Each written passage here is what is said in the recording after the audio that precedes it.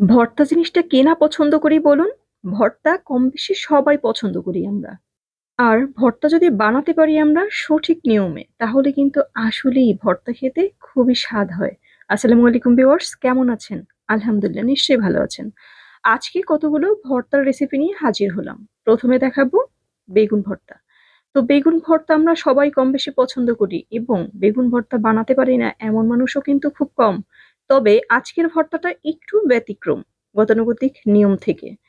তো আজকে আমি ভর্তাটা বানাবো। ১ম এ বেগুনটাকে কেটে গোল, গোল করে ভেজে নিয়েছি সরষের তেল দিয়ে। এরপরে কিছু চিংড়ি মাছ ভেজে নিয়েছি তেলে।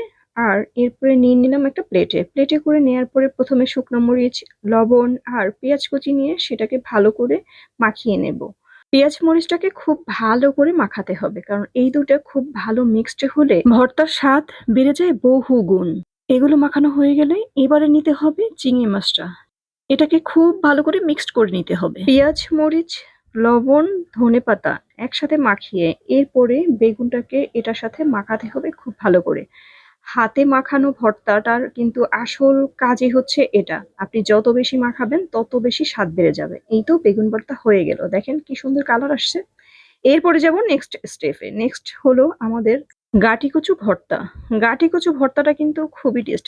যারা খেয়েছেন বা খান তারা জানেন এটা আসলে কত বেশি মজাদার। আর গাটি কচু ভর্তার ১ম এই করে নিতে হবে আপনার গাটিগুলোকে ভালো করে সিদ্ধ করে নিতে হবে। সিদ্ধ করে নেয়ার পর খোসা ছাড়িয়ে নিতে হবে। আর খোসা ছাড়িয়ে নেয়ার পরে ভালো করে ম্যাশ করে নিতে হবে। একেবারে মোলায়েম করে নিতে হবে। একটা দানা দানাও যাতে ভিতরে না থাকে। এরপরে নিয়ে নিলাম হচ্ছে পেঁয়াজ, শুকনা মরিচ আর হচ্ছে ধনেপাতা। এগুলোকে ভালো করে মেখে নিতে হবে। এটা যখন ভালোভাবে মাখানো হয়ে যাবে তখন ম্যাশ করে নেয়া গাটি কচুগুলোর সাথে মিক্সড করে নিতে হবে। এই তো হয়ে গেল গাটি কচু ভর্তা। এটা কিন্তু খুবই টেস্টি হয়েছে। আপনি চাইলে একটু সর্ষের তেলও দিয়ে নিতে পারেন। সেটারও কিন্তু একটু আলাদা রকম টেস্ট হয়। যাই হোক, আমরা এভাবে করেই খাই। খুব মজা হয় এই ভর্তাটা। তো আমরা এখন থার্ড স্টেপে যাব, চিংড়ি মাছের ভর্তা। এখানে বড় সাইজের চিংড়ি মাছগুলো নেওয়া হয়েছে। চিংড়ি মাছগুলোকে তেলে ভেজে নেওয়া হয়েছে। তেলে ভেজে নেওয়ার পরে হাতে এটাকে সুন্দর করে ডলে নেওয়া হয়েছে। একদম গুঁড়ো করে ফেলা হয়েছে।